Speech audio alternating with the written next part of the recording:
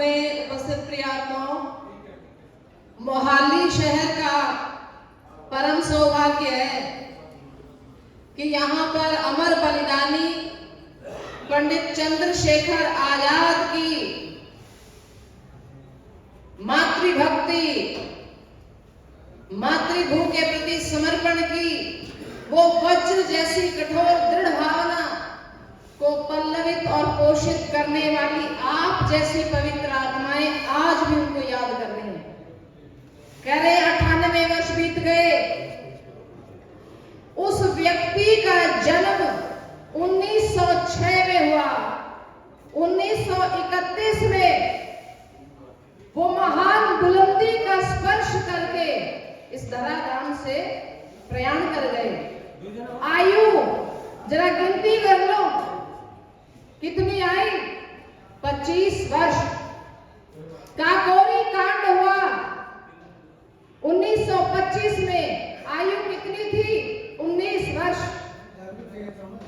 काशी जी में पढ़ने के लिए पिता की प्रेरणा से पहुंच गए। 1921-22 2 वर्ष ही रहे, आयु कितनी थी? 15 वर्ष। अब जरा अपने जीवन की बैकग्राउंड में चले जाओ, अपने आप को 25 वर्ष की अवस्था में आकलन करो, 19 वर्ष का देखो और 15 साल की अपनी अवस्था का ध्यान कर लो। कौन सी भूल भुलैया में जीवन बीत रहा था? किस चीज की होश थी? केवल अपने शरीर के, इंद्रियों के, अपने मन वांछित कर्मों के पोषण में लगा हुआ ये हमारा जीवात्मा इस संसार के अंदर पशुवत आचरण करता घूम रहा था, ऐसा ही मिलता है। और मैं आपसे यदि ये बात कहूं, पंडित चंद्रशेखर तिवारी का जन्म जिस परिवार में, जिस गांव में हुआ, भावरा नाम का वो मध्य प्रदेश का एक बहुत ही कटा छटा जंगलों पहाड़ियों में बसा हुआ एक ऐसा सुदूर, एक ऐसा पिछड़ा हुआ इलाका था, जो कहते हैं कि उस समय भी 13वीं 14वीं शताब्दी का सा जीवन जी रहा था। सन 1900 जब चल रहा था, 13वीं 14वीं शताब्दी का सा जीवन उस गांव में उस समय जिया जा रहा था। ये ऑथेंटिक बात मैं आपके आगे रख रही हूं। सरदार बलविंदर सिंह जी वड़ैच और डॉक्टर मान साहिबा ने उनके ऊपर रिसर्च करते हुए जो पुस्तक लिखी है, मैंने उसका संपूर्ण अध्ययन किया। रोंगटे खड़े कर देने वाला उनका वो जीवन है। उस गांव के अंदर 4ठी कक्षा तक बड़ी मुश्किल से चंद्रशेखर तिवारी का स्वाध्याय और अध्ययन हुआ। जो मास्टर जी पढ़ाते थे वो सोचने लगे क्या करेगा, ज्यादा पढ़ लिख कर बहुत अधिक गरीबी है परिवार में, तो क्यों ना इस बालक को नौकरी लगवा दिया जाए। 12 वर्ष की अवस्था में उनको पंखा झलने की और तहसील में सलामी देने की नौकरी पर रखा गया।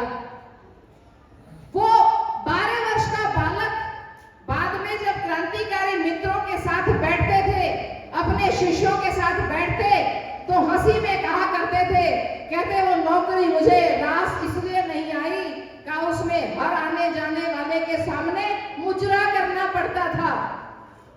और एक दो बार मजबूरी में किया, परंतु उस हीन भावना का शिकार में आजीवन रहना नहीं चाहता था, तो ज्यादातर मैं उस परिस्थिति से इधर उधर भाग जाता था। परंतु भीतर में चेतना जागृत थी।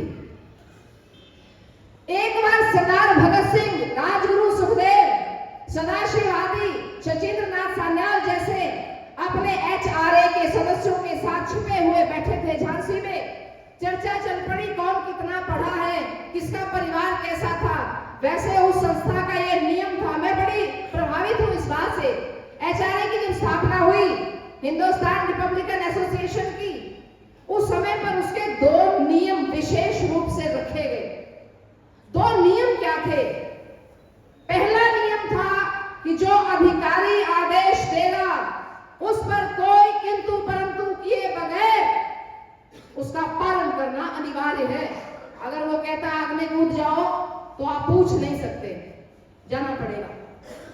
और दूसरा नियम यह था संस्थागत गूढ़ रहस्यों के बारे में जानने की चेष्टा नहीं करोगे कभी भी। कोई किसी के परिवार के बारे में नहीं पूछ सकता है, संस्था क्यों काम करती, किससे मिलती, किससे जुलती है, क्या इसके सदस्य हैं, क्या इसका लेखा जोखा है। वो कहते हैं किसी भी सदस्य को यह अधिकार नहीं है और उसे चेष्टा करनी ही नहीं चाहिए कि वह संस्था के गूढ़ रहस्यों को जानने का प्रयास करे। केवल और केवल आज्ञा पालन, केवल और केवल सत्य वचन महाराज। ये संस्कृति उस संस्था की पंडित चंद्रशेखर आजाद ने उस आयु में रखी जिस समय वो 15 वर्ष के थे। बीजारोपण तो वहीं से हुआ, संस्था तो बाद में बनाई। वो 13-14 वर्ष का जो बालक बड़ा हुआ तो बैठकर एक बार चर्चा चल रही थी। भगत सिंह ने, जो सबसे ज्यादा प्रिय होता है ना किसी व्यक्ति का, तो उसको थोड़ा सा अधिकार ज्यादा मिल जाता है, या यूं कह लो कि वो अपना अधिकार अधिक समझने लग जाता है। चंद्रशेखर आजाद जिस फौलादी, जिस दृढ़ इच्छा शक्ति के स्वामी थे, जिस वीरता के साथ कूट कूट करके उनके हृदय के अंदर मां भारती की संरक्षण की, मां भारती की आजादी की, स्वाधीनता की भावना भरी हुई थी।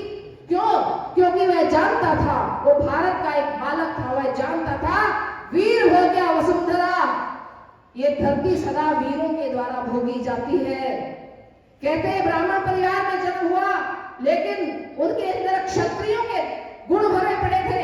और ये पहला उदाहरण नहीं है, ब्राह्मण का अगुआ है भगवान परशुराम, जो अग्रतः चतुरो वेदा पृष्ठतः धनुर्धरः, आगे 4 वेद हाथ में लेकर चलते हैं और पीठ के ऊपर तीर कमान और एक हाथ में फरसा रख के चलते हैं। वो कहते हैं कि शरादपि शाबादपि, मैं पहले ज्ञान की बात बताता हूँ, धर्म बताता हूँ, और फिर भी अगर कोई धर्म के मार्ग को नहीं चुनता, अधर्म पर चलता है, तो फिर मेरा फरसा मेरी आज्ञा की इंतजार किए बिना चल पड़ता है, काट छांट कर देता है, धर्म को एक और खड़ा करता है और धर्म का विनाश करता है। ऐसे ब्रह्म गुणों से ओतप्रोत पंडित चंद्रशेखर तिवारी। जब चर्चा चल पड़ी तो भगत सिंह ने प्रेम और अधिकार पूर्वक पूछ लिया, पंडित जी, गुरु जी, आप कितना पढ़े हो, आपके परिवार की बैकग्राउंड कैसी है? क्योंकि भगत सिंह जिस परिवार से संबंध रखते थे, उस परिवार के अंदर उस समय असहयोग आंदोलन था, या पंजाब के अंदर भारतवर्ष की आजादी को लेकर के क्रांति खूब चरम सीमा पर ऊंची उठी हुई थी। हम उस कहानी को भूले नहीं है, जब भगत सिंह एक छोटी सी मिट्टी की क्यारी बना करके उसमें तिनके लगा रहा था, ताया जी पास से निकले तो कहते, क्यों भगता, तू की करता है, खेत बना के गन्ने बीज दे। भगत सिंह कहता है, ताया जी मैं ईख नहीं बीजदा, मैं ता राइफला बीजदा। ताया जी ठिठक के खड़े हो गए, राइफल क्या करोगे राइफल का? मां भारती की आजादी में काम आएंगे। ऐसा था भगत सिंह का पारिवारिक। लेकिन चंद्रशेखर आजाद कहते हैं, मैं जैसे परिवार से हूं, वैसे तो अपने परिवार की वो चर्चा कभी नहीं करते थे, परंतु फिर भी प्रेरणा देने के लिए वो कहते हैं कि मैं सबसे कम पढ़ा लिखा, सबसे ज्यादा गरीब मेरा परिवार रहा होगा, और भारत की आजादी से सबसे ज्यादा अनभिज्ञता मेरे परिवार और मेरे पल्ले पड़ी। परंतु न जाने इस भारत भूमि की, मां भारती की, मेरे देश की हवाओं में क्या बहता है कि उसकी हवाएं मेरे रोम रोम को आंदोलित करती। उस नौकरी को छोड़ छाड़ करके वहां से चले गए। काशी जी बंबई भी गए, 2 महीने के लिए वहां मजदूरों के साथ बड़ी दुरूह परिस्थितियों के अंदर, छोटी सी एक फूस की झोपड़ी के अंदर बड़ी कठिन परिस्थितियों में रहे। लेकिन वहां रहते हुए भी अपने शुचिता पवित्रता के ब्राह्मण धर्म को छोड़ा नहीं, किसी के हाथ का बना खाते नहीं थे, चना चबेना गंगा जल पी करके अपना गुजारा करते रहे। 2 महीने बाद सोचते हैं कि यदि मुझे इस प्रकार कमा के खाना ही मेरे जीवन का लक्ष्य है, तो फिर वह नौकरी ही अच्छी थी, मुझे पिताजी की आज्ञा अनुसार आगे बढ़ना चाहिए। वापस लौट के काशी जी आ गए। उस काल में काशी जी एकमात्र संस्कृत के अध्ययन और अध्यापन का केंद्र हुआ करता था। किसी को संस्कृत पढ़नी हो, विद्वान बनना हो, शास्त्र का अध्ययन करना हो, वेद वेदांत पढ़ने हो तो काशी जी चले जाओ। और वह परिस्थिति आज भी जस की तस है, परंतु फिर भी मैं कई बार अपने पूज्य गुरुदेव महाराज ब्रह्मर्षि विश्वात्मा भावराज जी महाराज के प्रति श्रद्धा से नतमस्तक हो जाती हूँ। आज 25 वर्ष पूर्व उन्होंने विराट नगर, यही पिंजौर आपके पास में ही है, विराट नगर की धरती पर काशी से बुला करके विद्वानों को बैठाया और कहा कि ये जो धरती है ये आसपास ब्राह्मण परिवार बहुत से हैं, लेकिन वहां पर वेद का अध्ययन नहीं है। और ये ब्राह्मण बेचारे साहस भी नहीं करते इतना पंचकूला के आसपास ग्रामीण क्षेत्र के, हिमाचल के ग्रामीण क्षेत्र के, कि ये काशी चले जाएं। तो काशी को ही बुला करके विराट नगर में बैठा दिया। आज काशी से पढ़े हुए विद्वान आचार्य वहां बैठ करके और संस्कृत के शास्त्रों का अध्ययन अध्यापन करवा रहे। 2 छात्र मेरे साथ आए हुए हैं, ये दोनों वही के ज्वलंत उदाहरण, देश विदेश में जाकर के भारतीय संस्कृति का गौरव बढ़ा रहे। चंद्रशेखर आजाद ने काशी विद्यापीठ में आकर दाखिला लिया। उस समय 14.5 वर्ष की अवस्था थी। कुछ ही महीनों में देखते देखते 15 वर्ष के हो गए। गांधी जी का असहयोग आंदोलन अंग्रेजों के खिलाफ उस समय जोर पकड़ गया था और संस्कृत विद्यालयों के छात्रों के द्वारा जोरदार प्रदर्शन जो है अंग्रेजों के विरोध में किया जाता था। और इनके भीतर पलने वाली वीर भोग्या वसुंधरा की वह और मातृभूमि को आजाद कराने की जो भावना थी वो हिलोरे तो मार ही रही थी। सो ये भी जाकर के और सबके मध्य में सब विद्यार्थियों के साथ उस आंदोलन में शामिल हो गए और एक दिन वहां से पकड़ लिए गए। पकड़े गए तो जो वयस्क थे 18 वर्ष से ज्यादा आयु के, उनको उठाकर जेल में बंदी बना दिया गया। इनके बारे में न्यायाधीश ने ऐसा विचार किया कि ये बालक है, अभी मात्र 15 वर्ष का है, इसको जेल में बंद नहीं रखना चाहिए, इसको केवल 15 बेंत लगा करके छोड़ दिया जाए। लेकिन याद रखिए, जो बेंत आप में जो बूढ़े लोग होंगे ना वो तो जानते हैं। आज के युवाओं को तो मैं ये भी नहीं कह सकती कि मास्टर जी की बेंत याद कर लो, आजकल बेंत का प्रयोग वर्जित है। वड़ैच जी ने उस पुस्तक में एक जगह पर यह भी लिखा है कि आज के समय में जिस प्रकार से बालक के शिक्षण के लिए पुस्तक और कलम अनिवार्य है, उसी प्रकार उस काल में पुस्तक, कलम और छड़ी अनिवार्य थी।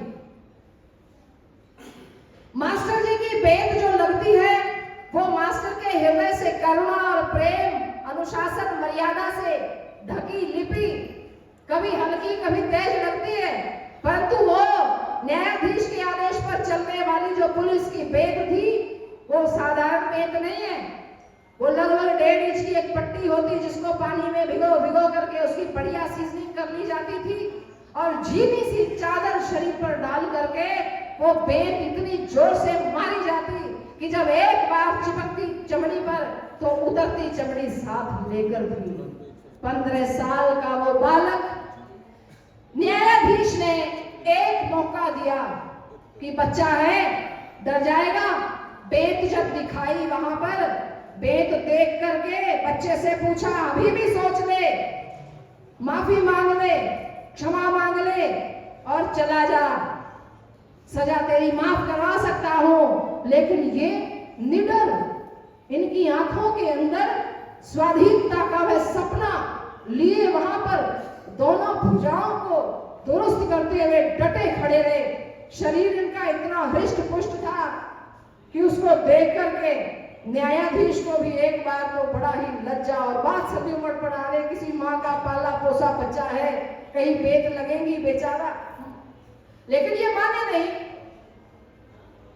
अंग्रेज अफसर ने पूछा, तुम्हारा नाम क्या है? 15 साल का वो बच्चा ये जान गया था कि मेरा नाम क्या हो सकता है। तुरंत दिमाग में बिजली सी कौंधी। मां भारती ने मानो उसके हृदय में आकर स्पर्श करके कह दिया हो, बता दे पुत्र अपना नाम। जिस मां ने जन्म दिया उसने चंद्रशेखर नाम रखा, लेकिन आज मां भारती उसका नया नामकरण कर रही थी। बालक बोल उठा, मेरा नाम है आजाद। पिता का नाम क्या है? बोले स्वाधीन। कहाँ रहते हो? घर का पता बताओ तो कहता है जेल खाना। ये अपने भविष्य का निर्धारण चंद्रशेखर ने किया और उसी दिन से चंद्रशेखर तिवारी नहीं चंद्रशेखर आजाद हुए। 15 बेंत लगाई, एक बेंत खाते और भारत माता की जय इतना जोर से निनाद करते थे कि उस जेल के अंदर घूमने वाले जो अन्य कैदी थे उनकी भी रूह कांप गई। आज कौन सा वीर इस परिसर में आ पड़ा है।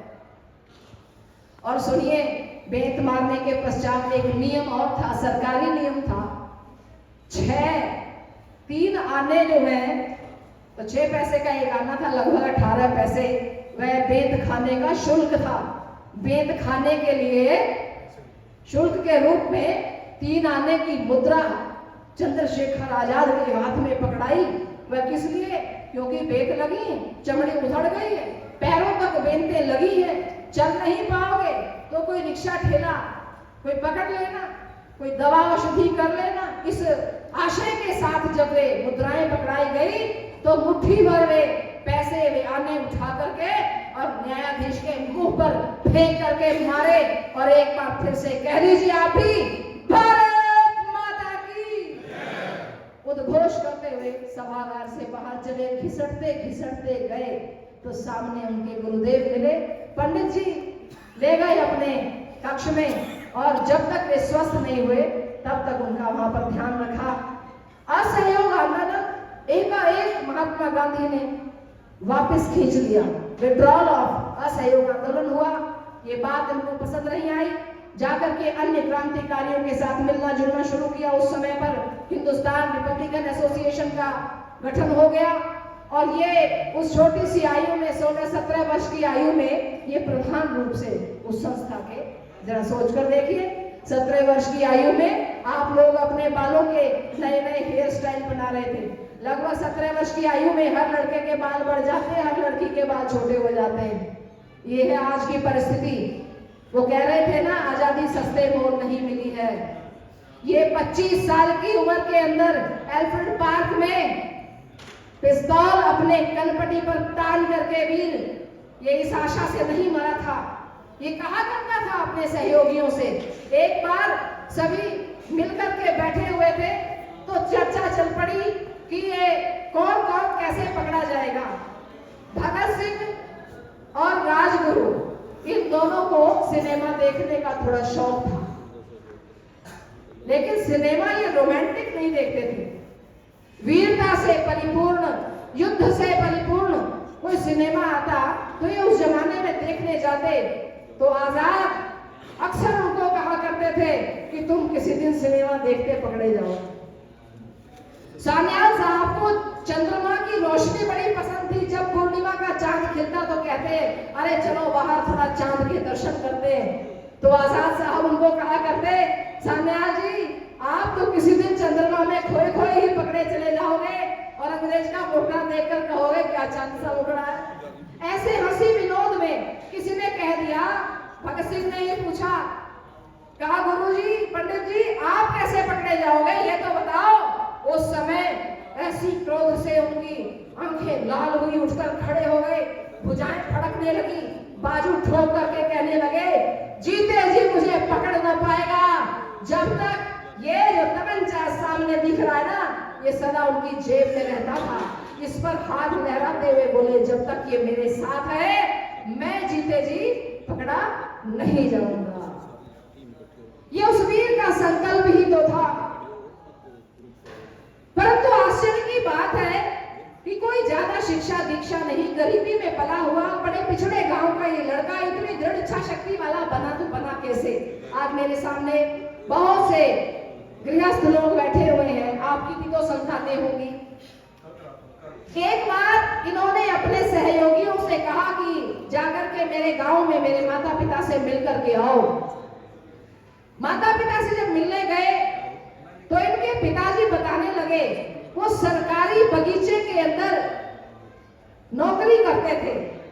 वो कहते हैं कि मेरे यहाँ पर मैंने एक फलों की तो क्या बात है, मैंने कोई पत्ता कोई फूल भी कभी किसी को सिफारिश के रूप में नहीं दिया। और पत्नी की तो क्या इजाजत है, मेरे बच्चे तक कभी बगीचे में घुसने नहीं पाए। मैंने न कभी किसी को घूस दी, न अपने परिवार को लेने दी। एक बार की घटना बताती हूँ। इनके घर में नमक खत्म हो गया। इनकी धर्मपत्नी कटोरी लेकर के पड़ोसियों के घर में गई, जैसा अक्सर हमारे भारतीय समाज में चलता है। जब कोई चीज घर में ना हो हम पड़ोसियों से ले आते हैं, अपने घर आ जाए तो लौटा देते हैं। पंडित जी देख रहे थे, तिवारी जी के पिताजी देख रहे थे। जब लौट के आई इनकी माँ जगरानी देवी तो कहते हैं कहाँ गई थी, क्या लाई हो? कहने लगी घर में नमक खत्म हो गया, नमक लाई हूं, जब आएगा तब लौटा दूंगी। उस समय तिवारी जी ने कहा, ध्यान से सुनिए ये बात। तिवारी जी बोले इस नमक को अभी लौटा के आओ। एक दिन यदि बिना नमक का भोजन कर लेंगे तो मर नहीं जाएंगे। बोले भारत माता की। ये संस्कार है माता पिता के। माता इतनी कठोर तपस्विनी थी कि अपनी मध्यमा और अनामिका दोनों उंगली को कपड़े से बांध कर रखा। कितने वर्ष? लगभग 2.5-3 वर्ष। 31 में जब इनकी शहादत हुई, उसके 3 वर्ष के बाद इनके साथी जेल से रिहा हुए, सदाशिव उनका नाम था, और उनको चंद्रशेखर ने कहा था यदि मैं शहीद हो जाऊं तो मेरी मां को जाकर संदेश दे देना, क्योंकि मेरी मां किसी और की जुबान से सुनेगी, विश्वास नहीं करेगी। 3 वर्ष के बाद सदाशिव गए, तब तक दोनों उंगलियों पे पट्टी बांध रखी थी, खोलती नहीं थी कि मेरा चंद्र वापिस आएगा उस दिन उंगलियां खोल दे। ऐसी कठोर तपस्विनी स्वभाव की मां थी। ये छोटी छोटी घटनाएं काशी जी में जब असहयोग आंदोलन कर रहे थे तो इनको आदेश हुआ इनके अफसरों से कि ये जो पर्चे छपे हैं आंदोलन के, ये जाकर के पुलिस कोतवाली के सामने चिपकाने हैं, और तुम छोटे हो, बालक हो, तुम पर कोई शक नहीं करेगा, तुम जाकर के चिपका के आओ। लेकिन ये बड़ा ही दुरूह कार्य था। क्यों? कोतवाली के आसपास तो दिन और रात 24 घंटे उस समय पर पहरा होता था। देखो, जहां चाह होती वहां राह होती। इन्होंने उस पर्चे के ऊपर बहुत हल्की हल्की सी गोंद लगाकर, लेटी लगा करके अपनी पीठ पे चिपका लिया राइट साइड से, और जो उसकी बैक साइड थी उस पर खूब ज्यादा मात्रा में नहीं लगाई, और आराम से कोतवाली के पास घूमते घूमते चले गए। जाकर के वहां पर एक पिलर के पास आराम से टिका करके अपनी पीठ खड़े हो गए, और पुलिस वाले जो पहरा दे रहा था ना उससे बातचीत करने लगे। कहो काका, पानी वानी पिए कि नहीं? कब से खड़े हो? कुछ चाय वाय कहो तो ला दूं? आपकी तो ड्यूटी बड़ी सख्त होती होगी। पुलिस वाला बेचारा द्रवित हो गया कि बड़ा भला बालक है जो मुझे चाय पानी पूछ रहा है। तो चाय पानी याद आई, पुलिस वाला कहने लगा अच्छा मैं जरा घूम पी करके आता हूँ। ठीक है, तुमने याद दिलाया, बहुत अच्छे बच्चे हो, शाबाश। कहा ठीक है दादा मैं चलता हूँ, और ये अपना काम करके वहां से निकल गए। जब वो वापिस आया, लौट करके देखता भीड़ लगी हुई है, सब लोग क्रांतिकारियों के पर्चे पढ़ रहे हैं। अरे पर्चा यहाँ चिपकाया, तो चिपकाया किसने? उसकी तो नौकरी पर बात आ गई। वो समझ गया कि वो जो छलिया आया था, वो जो बच्चा आया था, ये काम वो ही करके गया है।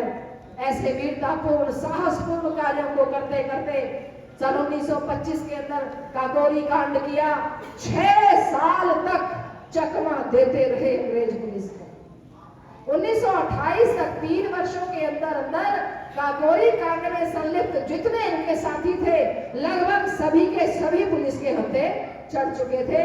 किसी को सजा हो गई, कोई जेल में पड़ा था। उस समय पर इन्होंने देखा कि HRA तो हमारी निष्प्राण हो गई, सारे ही सदस्य पकड़े जा चुके थे, किसी पर विश्वास नहीं कर सकते थे। तो एक नई संस्था HSRA के नाम से, हिंदुस्तान सोशलिस्ट रिपब्लिक एसोसिएशन के नाम से नई संस्था का गठन किया, नए सदस्यों को जोड़ना प्रारंभ किया, और नई ऊर्जा नए जोश के साथ फिर से वंदे मातरम और भारत माता की जय करते करते एक नई संस्था के निर्माण में अपनी शक्ति को झोंक दिया। भूल गए सारी पीड़ा को, भूल गए सारी वेदना को, जितनी सावधानियां रखनी थी उनको सबको एक तरफ दरकिनार किया। जो होगा सो देखा जाएगा। कुछ और क्रांतिकारियों में जान फूंक देता हूँ। ऐसे कुछ 1 दर्जन भर और अपने सदस्यों को तैयार करके, और उसी ऊहापोह के अंदर एक दिन एल्फ्रेड पार्क के अंदर बैठकर अपने सहयोगी के साथ छिपे हुए मंत्रणा कर रहे थे। तो उसी समय भारत कभी जो है वो दुश्मनों से नहीं हारा, याद रखना। भारत के वीर की वीरता ये दुश्मनों से नहीं कभी हारी, ये हारी है तो अपने गद्दारों से हारी। ऐसे ही जयचंद कोई छिपा हुआ था और उसने जाकर मुखबिरी कर दी चंद रुपयों के लालच में, और पुलिस ने आकर के घेर लिया। धाए धाए गोलियां इन्होंने भी गोली चला करके और उसके घुटने में लगाई, इनके घुटने में लगी, उसके कंधे में लगी, वो पेड़ के पीछे छिपा, ये भी पिलर के पीछे हुए, और फिर दनादन गोलियां चली हैं। अपना जो साथी था उसको कहा कि तुम भाग जाओ, तुम निकल जाओ, संस्था के कार्य को आगे बढ़ाओ। अब यहाँ से मैं बच नहीं पाऊंगा, लेकिन याद रखो आजाद हूँ, आजाद मर जन्मा हूँ, आजाद ही मरूंगा। मेरी इस जिंदा देह को ये अंग्रेज कभी छू नहीं सकेगा। कनपटी पर लगा करके गोली उस वीर ने अपने आप को इस भारत माता की, आज यहाँ पर यज्ञ हो रहा था, बहुत सुंदर भावना थी। यज्ञ में आहुति डालते हैं जब हम, तो अपने स्वार्थ का समर्पण करते हैं। क्यों पंडित जी सही कह रहे हैं ना, व्यक्ति अपने स्वार्थों की आहुति डालता है, ये तो सारे प्रतीक रूप है। हम अपने स्वार्थ को त्याग करके परमार्थ के मार्ग पर चले, दूसरों के भले के लिए हम जिए, तो इस भारत माता के इस कार्य के लिए उस वीर ने अपनी आहुति इस यज्ञ में डाल दी। इसलिए मैं सोच रही थी कि आज के इस कार्यक्रम में यज्ञ का औचित्य तो सही ही है। आज के दिन उन्होंने अपने प्राणों की आहुति उस यज्ञ में डाल दी, और हमने यहाँ 2-4 यदि घी के चम्मच भर के आहुतियां डाल भी दी तो कौन सा बड़ा काम किया। वह वीर अपने प्राणों की आहुति डाल करके आज हमें प्रेरणा दे रहा है। इसलिए ऐसे वीर चंद्रशेखर आजाद के जीवन से हम प्रेरित होकर के अपने युवाओं को ये समाचार पहुंचाए कि ये युवा अवस्था जो है, यही चाहे भोग में डाल दो तो भी परिपूर्ण है, योग में डाल दो तो भी परिपूर्ण है। जितने सन्यासी कामयाब होते हैं, जो युवावस्था में डंके की चोट पर त्याग करके घर से निकलते हैं, वो सन्यासी भी कामयाब। जो युवा अवस्था में भोग में चले जाते हैं, वो भोग में गल कर मर जाते हैं। जो युवा अवस्था के अंदर चंद्रशेखर भगत सिंह राजगुरु सुखदेव की तरह फांसी के फंदे को ही अपनी बरमाला समझकर चूम लेते हैं, वो सदियां बीत जाने पर भी जीवित रहते हैं। बोलिए